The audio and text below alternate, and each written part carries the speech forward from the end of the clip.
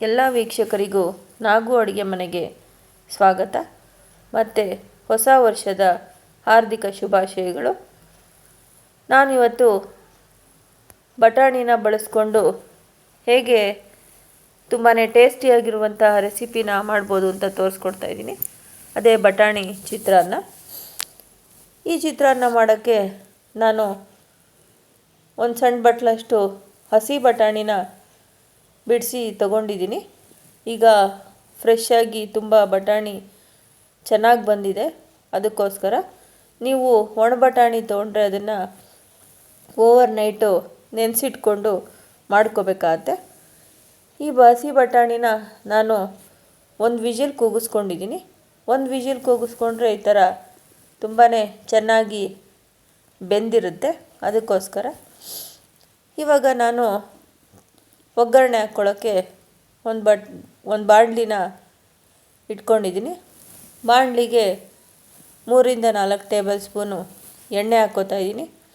ಎಣ್ಣೆ ಕಾದ ನಂತರ ಒಂದು 1/4 ಟೀ ಸ್ಪೂನಷ್ಟು ಸಾಸಿವೆ ಸಿಡಿದ ಮೇಲೆ ಇದಕ್ಕೆ ಉದ್ದುದ್ದಕ್ಕೆ ಕಟ್ ಮಾಡಿ ಇಟ್ಕೊಂಡಿರುವಂತಹ ಮೆಣಸಿನ್ಕಾಯಿ, ಸ್ವಲ್ಪ ಜೊತೆಯಲ್ಲಿ 10-15 ಹಸಿ ಕರಿಬೇವಿನ ಸೊಪ್ಪನ್ನ ಹಾಕ್ಕೊಂಡು ಇದನ್ನು ಸ್ವಲ್ಪ ಫ್ರೈ ಮಾಡ್ಕೊಳ್ಳೋಣ. ಮೆಣಸಿನ್ಕಾಯಿ ಮತ್ತು ಕರಿಬೇವಿನ ಸೊಪ್ಪು ಫ್ರೈ ಆದಮೇಲೆ ಇದಕ್ಕೆ ನಾವು ಬೇಯಿಸಿಟ್ಕೊಂಡಿರುವಂತಹ ಬಟಾಣಿನ ಹಾಕ್ಕೊತಾ ಇದ್ದೀನಿ.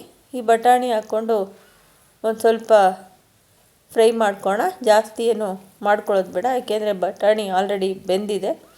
ಈಗ ಕಲರ್ಗೆ ಒಂದು ಸ್ವಲ್ಪ ಅರಿಶಿನ, ಜೊತೆಯಲ್ಲಿ ರುಚಿಗೆ ತಕ್ಕಷ್ಟು ಉಪ್ಪನ್ನ ಕೂಡ ಹಾಕ್ಕೊಂಡಿದ್ದೀನಿ. ನಾನು ಬಟಾಣಿನ ಬೇಯಿಸ್ಕೋಬೇಕಾದ್ರೆ ಉಪ್ಪನ್ನ ಬಳಸಿಲ್ಲ, ಇವಾಗಲೇ ಉಪ್ಪನ್ನ ಹಾಕ್ಕೋತಾ ಇರೋದು. ಇವಾಗ ಒಂದು ದೊಡ್ಡ ಬಟ್ಲಷ್ಟು ಕಾಯಿ ತುರಿನ ತುರಿದಿಟ್ಕೊಂಡಿದ್ದೆ, ಅದನ್ನು ಕೂಡ ಹಾಕ್ಕೊಂಡು ಇವಾಗ ಎಲ್ಲನೂ ಚೆನ್ನಾಗಿ ಮಿಕ್ಸ್ ಮಾಡ್ಕೊಳ್ಳೋಣ. ಇವಾಗ ಸ್ಟವ್ವು ಆಫ್ ಮಾಡ್ಕೊಂಡಿದ್ದೀನಿ.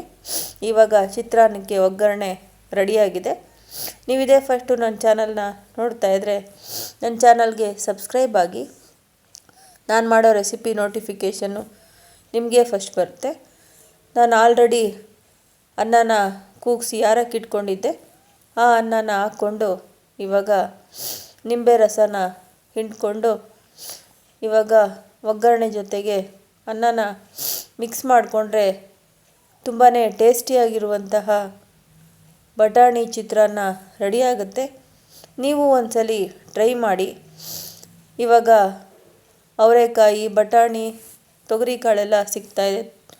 ಈ ಹಸಿ ಬಟಾಣಿಲೂ ಒಂದ್ಸಲಿ ಚಿತ್ರಾನ್ನ ಟ್ರೈ ಮಾಡಿ. ಹೇಗೆ ಬಂತು ಅಂತ ನನಗೆ ಕಮೆಂಟ್ ಮಾಡಿ ತಿಳಿಸಿ. ನಿಮಗೆ ಈ ರೆಸಿಪಿ ಇಷ್ಟ ಆದರೆ ಫ್ರೆಂಡ್ಸ್ ಜೊತೆಗೆ, ರಿಲೇಟಿವ್ಸ್ ಜೊತೆಗೆ ಶೇರ್ ಮಾಡ್ಕೊಳ್ಳಿ. ಧನ್ಯವಾದಗಳು.